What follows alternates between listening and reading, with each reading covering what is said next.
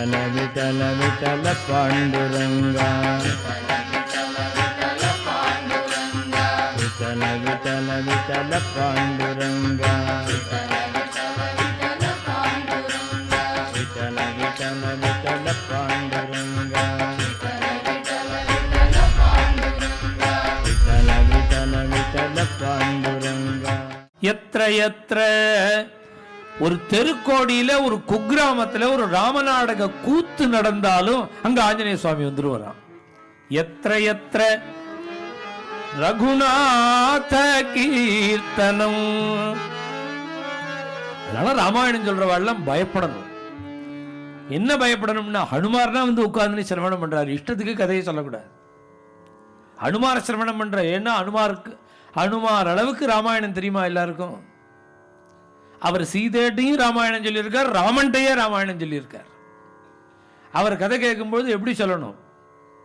தர்மத்துக்கு விரோதம் இல்லாமல் சொல்லணும், மனோபாவத்துக்கு இஷ்டத்துக்கு சொல்லக்கூடாது, வால்மீகியோட கவிகிருதயத்துக்கு வித்தியாசமா சொல்லக்கூடாது. ஹனுமார் கேட்கிறாருங்கிற எண்ணத்தில் பருத்தியூர் கிருஷ்ணசாஸ்திரின்னு ஒரு பெரிய மகாத்மா இருந்தார். அவர் மாதிரி ராமாயணம் சொன்னவாளே கிடையாதுங்கிறது ஹிஸ்டரி. அவர் ஒரு ஸ்லோகம் பண்ணியிருக்கார். என்ன ஸ்லோகம்னா, என்னுடைய குருநாதரை நேரா தரிசனம் பண்ணியிருக்க, ராமனை சொப்னத்துல பார்த்திருக்கேன். சொப்னத்துல ராம தரிசனம், சொப்னே திருஷ்டான்னு கருணாமிரதாச்சாரியால் மாதிரி சொன்னார். அவர் ராமாயணம் சொல்லும் பொழுதெல்லாம் ஒரு பலகால கோலம் போட்டு முன்னாடி வச்சு 2 புஷ்பத்தை வச்சிருவாராம். எதுக்குன்னா ஆஞ்சநேய சுவாமிக்கு ஆசனம். எத்திர எத்திர ரகுநாத கீர்த்தனம். அங்க ராமாயணம் ஆரம்பிச்சா தத்ர தத்ர தத்ர கிருதமஸ்தகாஞ்சலிம். தலைக்கு மேல கையை இப்படி கூப்பிண்டு அவ சொல்ற ராமாயணத்தை அனுபவிக்கிறார். பாஷ்பவாரி பரிபூர்ணலோச்சனம். ஒருத்தனுக்கு பக்தி வந்துடுதா வரலையாங்கிறது எப்படி பரீட்சை பண்ணணுங்கிறது பாகவதம். நேத்ரே ஜலம் காத்ரருகேஷு கர்ஷா. கண்கள்ல கண்ணீர். பகவத்குணத்தை கேட்க கேட்க பகவானுடைய சொரூபத்தை வர்ணிக்க வர்ணிக்க பகவானுடைய காருண்யத்தை சொல்ல சொல்ல மனசு உருகி கண்கள்ல கண்ணீர் வரும். ரோமாஞ்சம், மயிர்கூச்சல் எடுக்கிறதுக்கு இந்த 2 இருந்ததுன்னா பக்தி வந்துடுத்துன்னு அர்த்தம்னு பாகவதம் சொல்றோம். நேத்ரே ஜலம் காத்ர ருகேஷு கர்ஷா. ஆஞ்சநேய சுவாமி அப்படியே சந்ததமா தாரையா கண்ணீர் பிரவாகமா ஓடுறது. பாஷ்பவாரி பரிபூர்ணலோச்சனம். அப்படி ராமாயண சிரவணம் பண்ணுவார் ஆஞ்சநேய சுவாமி. இவர் சொல்ற அந்த பூதம் சொல்றது பாத்தியா, 12 வருஷமா இப்ப சொன்ன மாதிரி தானே சிரவணம் பண்றார். அவர் தான் ஹனுமார். அவரை நீ பிடிச்சிருட்டேன்னா ராம தரிசனத்துக்கு வழி சொல்லிடுவர். இத்தனை நாளா வழி தெரியாமல் கதறின்ற துளசிதாசருக்கு ஒரு வழி கிடைச்செடுத்து ஹனுமார் தெரிஞ்செடுத்து. அடுத்த அன்னிக்க ராத்திரி பிரவச்சனத்தில் காத்துட்டு இதுவரையில் அவரை பார்த்த திருஷ்டி வேற, இப்ப பார்க்கிற திருஷ்டி வேற. யாருன்னு புரிஞ்சுடுத்தோன்னு அவர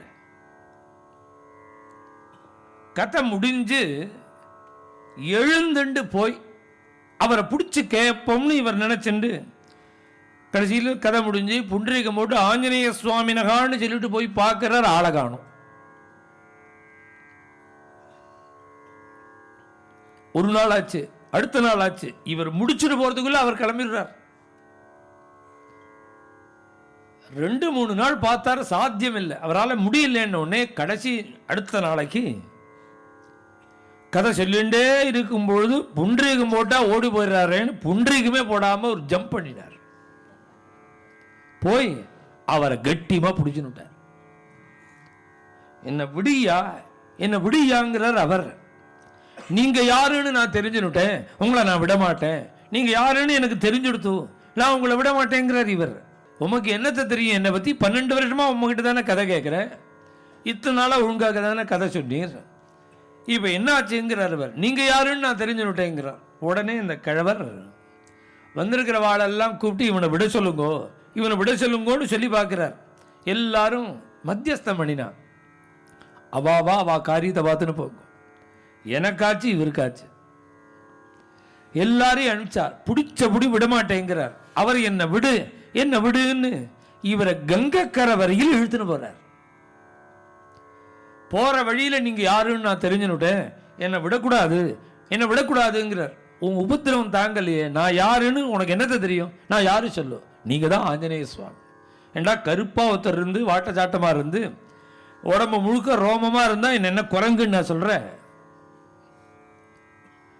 நீ தான் கண்டையா, உனக்கு எல்லாம் தெரியுமான்னு இவர் மிரட்டுறார். பிடிச்சி இழுத்துன்னு போறார் கங்கக்கரை வரையில். கல்லுலையும் முள்ளலையும் பிடிச்சி இழுத்து இவரோ காலை பிடிச்சுன்னு தொங்குறார். உருண்டு வர்றார், உடம்பு முழுக்க கீறி ரத்தம். கங்கக்கரை வந்தது. இத்தனை நேரம் இழுத்துட்டு இருந்தவரை காணும், இழுக்கல்ல அவர். இவர் மெதுவா கண்ணை திறந்து பார்த்தா ஆஞ்சநேய சுவாமி நின்று இருக்கார். ஹனுமாராவே தரிசனம். பிரபோன்னு சரணத்தில் விழுந்தார். எனக்கு ராம தரிசனம் வேணும், அதுக்கு தான் உங்களுடைய சரணத்தை ஆசிரியச்சிருக்கேன், எனக்கு எப்படியாவது என் பிரபுவை தரிசனம் பண்ண முடியுமாவே பண்ணணும். உடனே ஆஞ்சநேய சுவாமி, கவலையே படாத, நாளைக்கு பகவான் வந்துடுவார். சத்தியம் விதாதும் நிஜபிருத்தியபாஷிதம். பக்தால் சொன்னா பகவான் மாட்டேன்னு சொல்லுவாரா? அடுத்த நாளைக்கே ஆஞ்சநேய சுவாமி ராமச்சந்திர பிரபுட்ட சொல்லிவிட்டார், இந்த பக்தர் இவருக்கு தரிசனம் கொடுக்கணும். அவருடைய ஆசிரமத்தை அலங்காரங்கள்லாம் பண்ணி கோலங்கள்லாம் போட்டு புஷ்பம் பழங்கள்லாம் எடுத்து வச்சு சித்தமா இருக்க, எல்லாத்தையும் எடுத்து வச்சிருக்க. 11 மணிக்கு சுவாமி வந்துடுவார்னு இவர் நினைச்சுட்டு இருக்கார். 11 ஆச்சு, 12 ஆச்சு, 1 ஆச்சு, சுவாமியை காணும். 12:30 மணி 1 மணி இருக்கும். பிச்சைக்காரன் வந்திருக்கான் வாசல்ல, ஒரு குரங்காட்டி. அவனை மாதிரியே ஒரு அம்மா இருக்கா. மூட்டையெல்லாம் தூக்கிண்டு வேற இன்னொருத்தம் அசிஸ்டண்ட் ஒருத்தம். இவர் கோலை கையில் வச்சுன்னு குரங்காட்டி இவர் லங்காபுரி தாண்டுங்கிறார். அந்த குரங்கு ஒரு தாண்டு மாப்பிள்ளை மாதிரி நடந்து போ மாமியார் வீட்டுக்குங்கிற அது நடந்து காமிக்கிறது. அவர் இதெல்லாம் பார்க்கிறார். அவரோ ராமரை எதிர்பார்த்து காத்துட்டு இருக்கும் பொழுது இப்படி வந்தா அவருக்கு இதுல லட்சியம் இல்லை. ராம தரிசனம் வேணும்னு ஏங்குறார் அவர். இவரோ ரொம்ப பசிக்கிறது, ஏதாவது குரங்குக்காவது ஒரு வாழைப்பழம் கொடுங்கிறார். அவருக்கு இந்த ஸ்மரணையே இல்லாம ராம ராம ராமான்னு ராமனையே நினைச்சுட்டு இருக்காரா. கொஞ்ச நேரம் கேட்டுட்டு போயிட்டோம். சாயங்காலமா பிரவச்சனத்துக்கு வந்துட்டு அப்புறம் ஏகாந்தமா அனுமார் ஃப்ரீயா பேசுறார். நீங்க ராமரை அழிச்சுன்னு வரேன்னு இன்னைக்கு சொன்னேளே, ராமர் வரலையேன்னார். உடனே ஆஞ்சநேய சுவாமி, பகவான் சத்தியசந்தர், ராமோத்பிர் நாபிபாஷதே. ராமனுக்கு 2வது வார்த்தையே தெரியாது. பண்றேன்னு சொல்லிட்டு நான் இன்னைக்கு பண்றேன்னு சொன்னேனோனோ அப்படின்னு ஆரம்பிச்சாலே இல்லைன்னு அர்த்தம். இது மாதிரி ராமர் பேச மாட்டார்.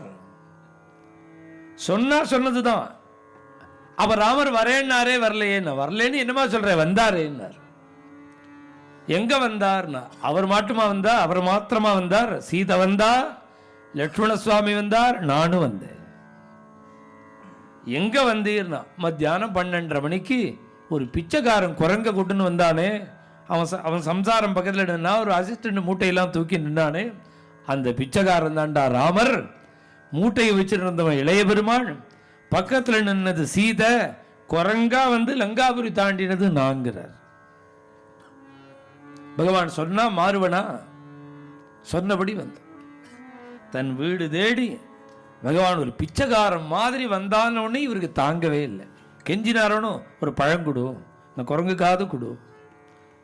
துதயாளு தீனகமு தூதானி அம்பிகாரி, துதயாளு தீனகமு தூதானி அம்பிகாரி, துதயாளு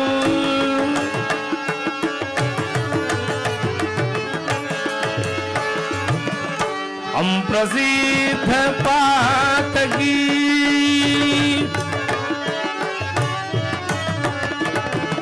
हम प्रसिद्ध पातकी, तू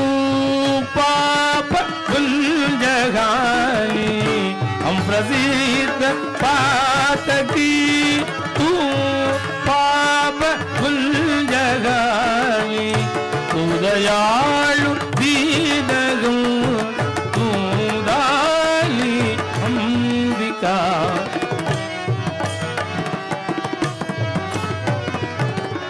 नाथ तू अनाथ कौन, नाथ तू अनाथ कौन, अनाथ कौन मोसो, नाथ तू अनाथ कौन, अनाथ कौन मोसो, मोसमान आरत नहीं, मोसमान आरत नहीं, आरत हर तो तू दयालु दीनगु तू गाली अंबिका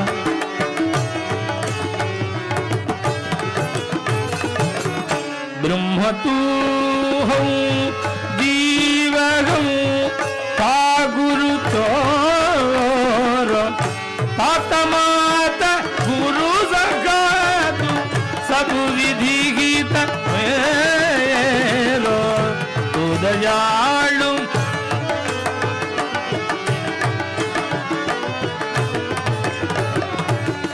तो हिम मोहिम नाथ अनेक मानिय जो भाई तो हिम मोहिम नाथ अनेक मानिय जो भाई योग्यम तुलसी कृपालु योग्यम तुलसी कृपालु शरण शरण भाई योग्यम तुलसी कृपालु शरण शरण पावै तू दयालु दीन गौ दाली अंबिकाली तू दयालु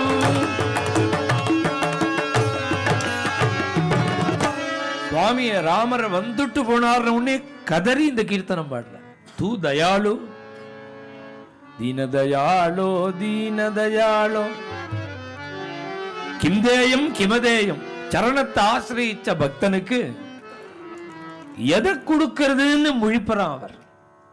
அப்பேற்பட்ட தயாளு துதயாளு தீனுகமு நான் தீனன் தயாளுவான நீ எங்க ஆத்து வாசல்ல வந்து நின்னுண்டு பிச்சைக்கார மாதிரி பிச்சை கேட்கிற.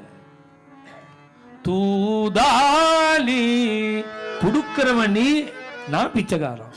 ஹம்பிகாரி நானும் என்னென்ன பாபங்கள் பண்ணக்கூடாதுன்னு சாஸ்திரங்கள் சொல்றதோ அத்தனை பாபத்தையும் பண்ணின பிரசித்தமான பாபி. அவன் பிரசித்த பாத்தகி நீயோ அப்படி ஒரு தடவை உன் நாமத்தை சொல்லிட்டா போறோம். தூ பாப புஞ்சகாரி எத்தனை பாபம் இருந்தாலும் அத்தனை பாபத்தையும் போக்க. நானும் ஒரு ஜீவன் நீயோ பரபிரம்மஹூ பிரம்மது ஹௌ ஜீவ நானோ தாசன் நீயோ பகவான்.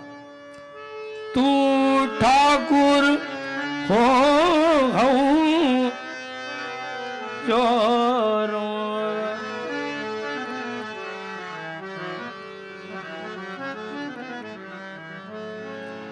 இப்பேற்பட்ட பிரபு என்னுடைய வீட்டில் வந்து நின்னையேன்னு கதறினார்.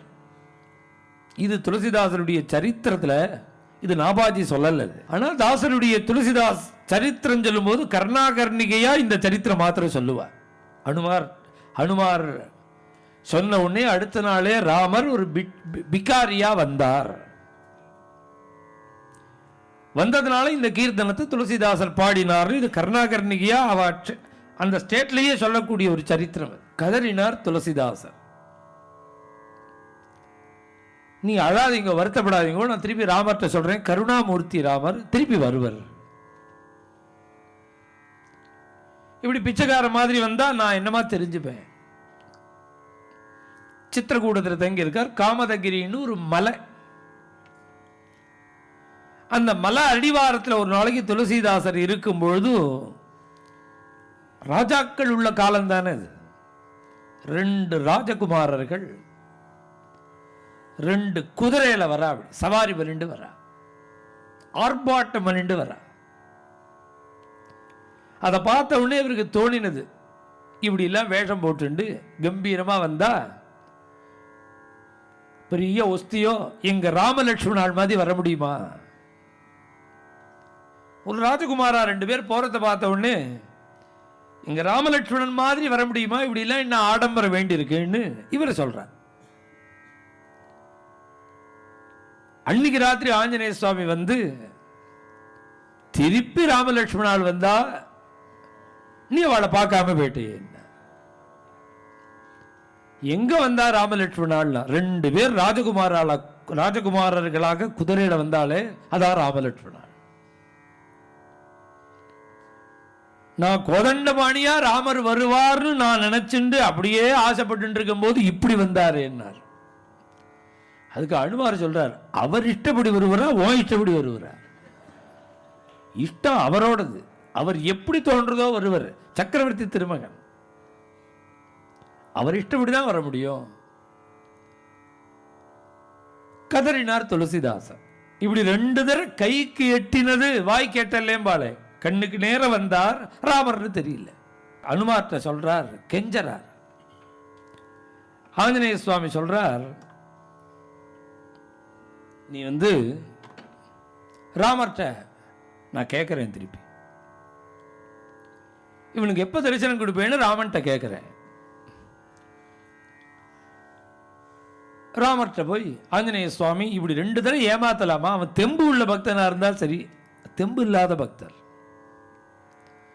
அவன் அப்படி நீங்க ஏமாத்தக்கூடாது, அவசியம் தரிசனம் கொடுக்கணும்னா. உடனே ராமர் சொல்றார், அவனுக்கு எப்ப தரிசனம் கொடுக்கணும்னு எனக்கு தெரியும். அது மாத்திரமல்ல, அந்த பக்குவம் வந்தா தன்னால நான் வருவேன் தெரியும். அவிபக்வ கஷாயானாம் துர்தரிசோகம் குயோகினா. பக்குவம் வந்தா தன்னால தெரியும்.